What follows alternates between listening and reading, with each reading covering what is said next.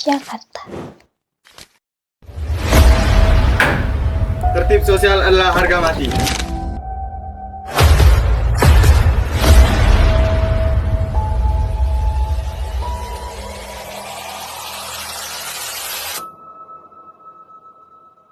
Lu kok mau sih? Kemana aja belum kembali.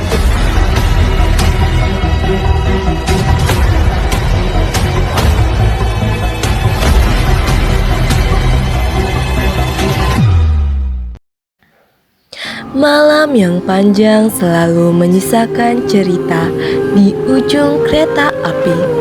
Ketika fajar belum sepenuhnya terjaga, sebuah besi tua terengah-engah membawa asam kaum urban. Berhenti sebelum peron tujuan, memaksa jiwa-jiwa yang lelah menghadapi realitis yang terabaikan. Inilah Jakarta, kota impian yang menyisakan sudut kecil penuh perjuangan.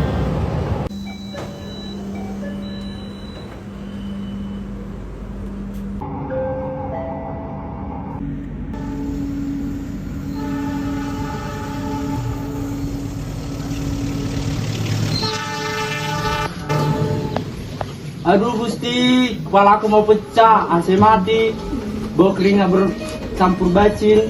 Kalau gini caranya dagang sayur saya di pasar bisa busuk dong. Lihat ke depan, konduktor dan dua penjaga stasiun berlari dengan muka asam ke gerbang depan. Pasti ada sesuatu di atas rel. Entah ada batu, entah manusia yang sudah bosan hidup. Bukan Jess, kereta itu tidak menabrak apa-apa. Dia hanya dipaksa berhenti di wilayah yang melupakan. Lihat gubuk-gubuk di bawah itu. Atapnya sengkarat yang tingginya tidak sampai sepinggang kita. Manusia-manusia di sana hidup seperti berlindung di bawah rongsokan di situ.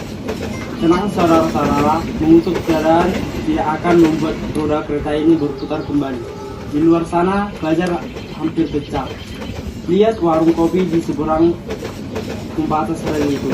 Lampunya sudah menyala, artinya kehidupan tidak pernah berhenti bergerak. Sesulit apapun jalurnya berjualan. Tepat di bawah bayang-bayang kemegahan gerbong, ada kehangatan yang tak terbeli.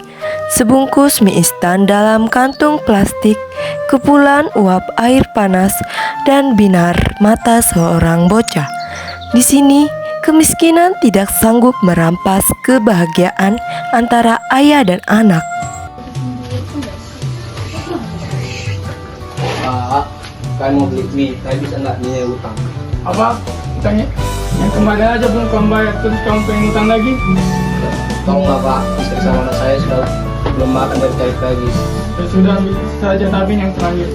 Kasih ya Pak.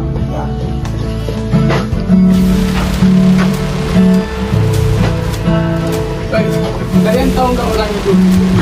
Mereka selalu ngutang ke toko saya.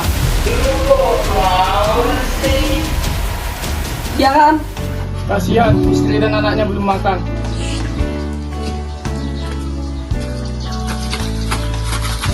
Pak, aduk lagi Pak minyak biar bumbu merahnya merata. Perutku udah lapar dari tadi Pak, aku lapar. Sabar jagon kecil, jangan buru-buru. Mie di dalam cup ini masih butuh waktu untuk menyerap pada air panas. Kalau kita makan sekarang, dia masih keras. Nanti bibirmu melepuh karena air panasnya. Pak, aku pikir wanginya ini lebih wangi dari gerbong kereta di sana Pak. Pak, suap Pak. Pan, jangan langsung dimakan, masih berasap. Enak sekali Pak, nikmat. Pak, aku boleh tanya sesuatu nggak? Tanya apa anak bodoh? Punya dulu dengan benar, baru bicara.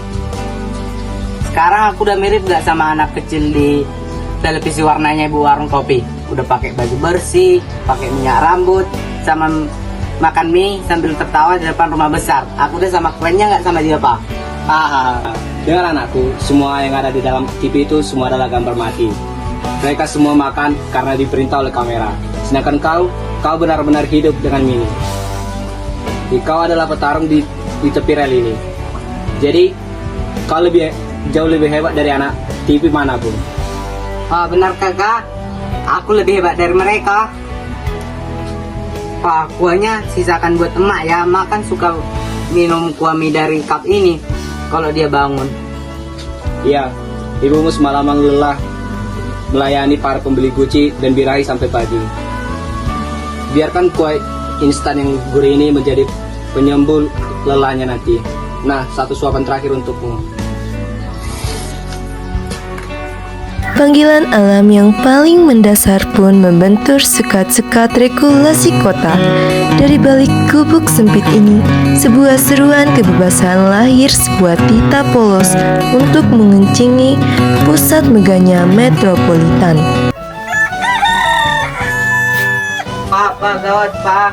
Ini di perutku udah turun, padahal air di perutku mau meledak keluar Pak. Aku udah kencing Pak. Pak, kencing di sini boleh nggak? Terus, jangan kencing di situ anak bodoh. Air kencingmu bisa menyemprot melalui ibumu yang sedang tidur nyenyak. Jangan jadi anak durhaka kamu. Kalau dekat pencarian ibu boleh nggak Pak? Jelas tidak boleh. Kalau begitu bawa kencing, nanti ya orang kota pas malam hari mau membelinya, gak ada yang mau. Singkirkan burung dari sana. Jadi kencing di mana sih Pak? Dekat ibu nggak boleh, di buntalan juga nggak boleh. Kencing di rel kereta api nanti kesetrum. Emangnya anak pinggiran rel kereta api ini bisa punya hak kencing di mana sih Pak? Hahaha. Dengar baik-baik anakku yang anak kecilku. Kamu tidak perlu kencing di tempat sempit ini. Kamu bebas mengencingi seluruh wilayah Jakarta. Pergilah kencing di Menteng yang jalan luas itu. Kencinglah di sepanjang aspal megah Jalan Tamrin. Cari lapangan di belakang Stadion Gambir. Banjiri gili-gili di Kebayoran Baru. Atau kalau kamu mau, kamu bisa langsung kencing di pusat Senayan. Dengar itu, Jakarta adalah tempat kencingmu yang paling luas. Benarkah Pak? Aku bisa kencing di Benteng, Senayan, dan rumah-rumah orang kaya besar itu. Aku bisa ngencingin orang semua Pak. Kita lihat siapa kan berani-beraninya membuat orasi provokatif dan sebegini mencingi Jakarta. Kamu tahu tidak, melanggar pembuangan sembarangan di muka umum melanggar terhadap ketertiban umum DKI Jakarta. Kami saya seret kalian ke tahanan operasi justisi. Tertib sosial adalah harga mati. Kawasan rel stasiun ini harus bersih dari polusi visual dan kencing masyarakat kumuh seperti kalian. Jangan ajari anakmu tindak kriminal sedari kecil. Di mana identitasmu? Di mana KTP-mu? Ampun Bapak petugas, ampun. Ada apa ini pagi-pagi buta? Saya baru saja memejamkan mata setelah saya berjualan semalaman. Kang? Nah, kalian bikin ulah apa lagi setelah ibu tidur tadi? Hah? Petugas bilang apa tadi? Anak ini mau mengencingi Jakarta. Iya, Mak. Papa bilang tadi aku bisa ngencing di Benteng, Senayan, sama di rumah orang-orang besar itu. Aku hebat kan, Ma? Mari pergi. Hukum tata ruang mungkin bisa membatasi gerak fisik manusia-manusia marginal di kolong langit ini. Namun, aturan sekaku apapun tidak akan pernah mampu memenjarkan jiwa kemerdekaan dan kepolosan hati yang tulus. Tawa mereka adalah tawa kemenangan spiritual atas keangkuhan kota besi.